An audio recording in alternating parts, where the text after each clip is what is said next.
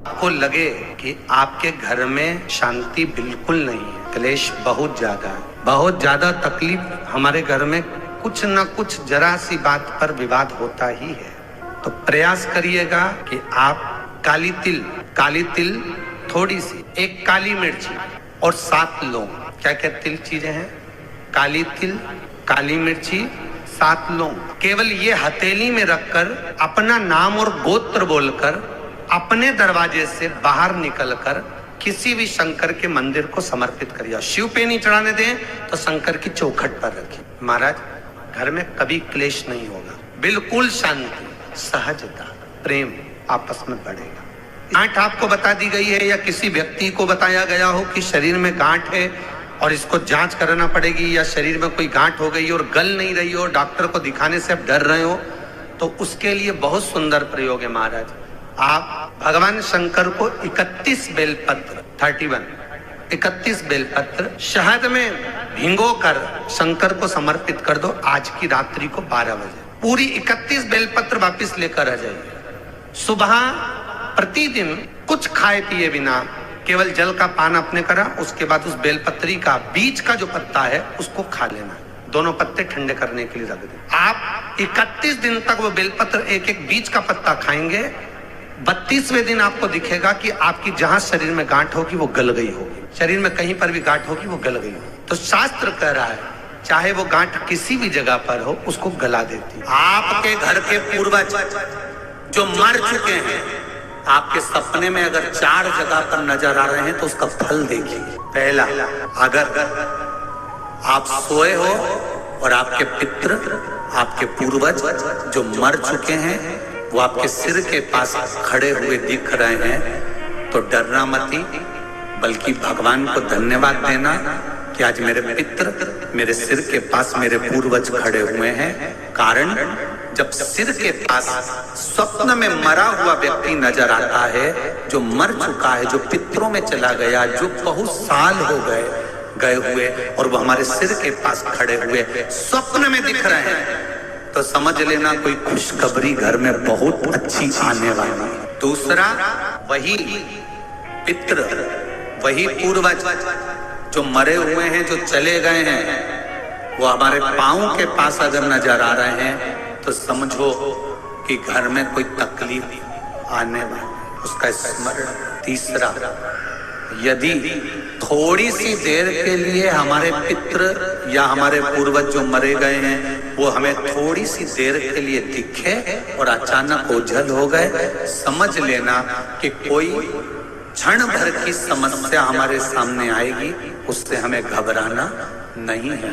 और चौथा, किसी पेड़ पर या घर के अंदर, घर के बाहर नहीं, घर के अंदर या किसी वृक्ष पर हमारे पूर्वजों को हमने स्वप्न में देखा है, तो समझ लेना कि हमारी उन्नति की सीढ़ी बढ़ने वाली है, कोई अच्छा काम हमारी ओर। अब कई लोग कहते हैं हमारे को पितृ दिख रहे हैं, हमारे मरे हुए दादाजी दादी जी वो मर गए तो हमको दिख रहे हैं। गुरुजी, कैसा होता है? शिव महापुराण की कथा कहती है, गर्ग संहिता कहती है, स्कंद पुराण कहती है। आप ध्यान तो दो कि पूर्वज पितृ कभी बुरे नहीं होते।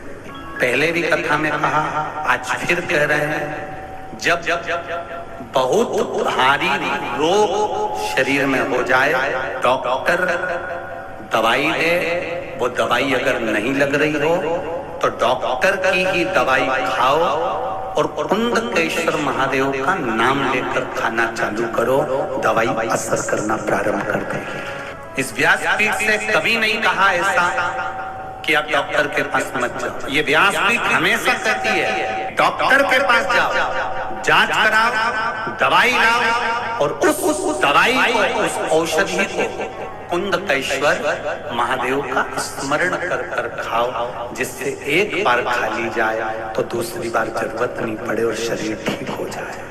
कभी कभी अगर हमारे शरीर में ज्यादा कष्ट हो रहा है, ज्यादा बीमारी आ रही है, ज्यादा तकलीफ आ रही है, तो बेलपत्री की जो बीच वाली पत्ती है, बीच वाला जो पत्ता है, अशोक सुंदरी वाली जगह पर उसको ऐसे जल इधर बहता है तो अशोक सुंदरी वाली जगह पर बेलपत्री का पत्ता इस तरह से रखकर कलश में जो जल है वो जल उस बीच वाले पत्ते पर अशोक सुंदरी वाली जगह पर अपने शरीर में अगर ज्यादा कष्ट है, घुटने में अगर डॉक्टर बोल रहा है कि घुटना बदलना पड़ेगा या कोई गैप आ गया है हड्डी में तो शरीर में ये ऑपरेशन करना पड़ेगा या गुरिया खसक गया है तो उसके लिए डॉक्टर की दवाई तो जरूर खाओ, साथ में बीच वाली जो पत्ती है जो आपने अशोक सुंदरी वाली जगह पर रखी है वहां 7 बार भगवान शंकर के नाम से, कुंदकेश्वर के नाम से जल चढ़ाओ, फिर थोड़ा सा जल बचा हुआ 3 बार शिवलिंग के ऊपर चढ़ाओ,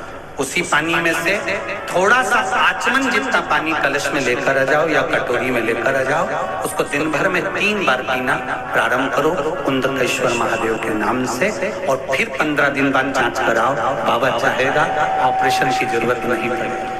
कौन से महादेव? कुंदकेश्वर महादेव। ये शंकर भगवान का एक स्वरूप, जब माता पार्वती ने कुंदुक का प्रहार करा था और वो कुंदुक विदल उत्पल को मारने के बाद शिव जी के चरणों में जाकर गिरा था, तो वो कुंदकेश्वर महादेव। कई लोगों के घरों में गणेश जी की बहुत सारी फोटो हो जाती है, बहुत ध्यान दीजिएगा महाराज। कई लोग गिफ्ट में गणेश जी दे देते हैं। शास्त्र कहता है जिसने अपने जीवन काल में, आपको पहले भी कथा में कहा था, एक आंवले का वृक्ष, एक गणेश जी की मूर्ति, आंवले का वृक्ष, गणेश की मूर्ति, ये 2 चीजें एक ऐसी हैं जिसको एक कुबेर का स्टेचू भी आता है, जिसको कंधे पे पोटली रखी हुई स्टेचू आता है, वो गंजा बाबा रहे सो क्या बोलते हैं, हम लोग कहते कुबेर स्टेचू बोले, ये भी गिफ्ट में नहीं दिया जाता। यदि गणेश की मूर्ति, गणेश की प्रतिमा, गणेश का फोटो हम किसी को गिफ्ट में दे देते हैं तो हमारे घर की संपदा उस तारीख को लिखकर रखना, उसके बाद में धीरे धीरे छिन्न होने लगती है, संपदा टिकती नहीं है। 1 रुपया कमाओगे, 1.25 रुपया खर्च हो। और घर के हर जगह पर गणेश जी की मूर्ति नहीं लगाना चाहिए, घर का फोटो, गणेश जी का फोटो हर जगह पर नहीं लगाना। जहां पूजन करते हो वहां लगा लो, जहां स्मरण करते हो वहां लगा लो, चल जाएगा।